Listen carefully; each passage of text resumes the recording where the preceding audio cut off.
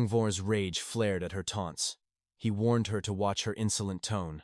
He threatened to strike her down if she continued her disrespectful behavior toward his sect. She laughed, mocking his temper and bringing up a bitter grudge from 30 years ago. She tempted Tan Van Lai to join her against Thung Voin, but he remained cautious. A battle between ninth stage masters would turn the entire mountain into a bloody graveyard. Suddenly, Tan Van Lai noticed a rogue cultivator entering the restricted zone on the map. Both leaders turned their gaze toward a single, mysterious white dot on the border. A mere fourth-stage cultivator had wandered into Tai La territory. Han Jia smirked. She mocked the intruder's terrible luck and challenged the others to a high-stakes gamble. Tan Van Lai hesitated, but Han Jian pushed for a bet of 2 merit points. Tan Van Lai coughed, preferring smaller stakes, assuming the rogue belonged to the Demon Ridge. Thung Vor suddenly intervened, betting 200 merits that the boy belonged to the Alliance. They sealed the wager with a heaven's secret oath. Meanwhile, Lu Deep entered the forest. Sensing a hidden presence, he drew his saber as the leaves began to tremble violently. A sudden signal echoes. Lu Ye frowns, trying to decipher the code. Thunder? No. 2 arrows whistle through the air, aimed for his life. Narrowly dodging death, Lu Ye curses their silent and lethal opening strike. That is all for today. Please like and share to support us. Stay tuned for more epic chapters of this legendary Ascension.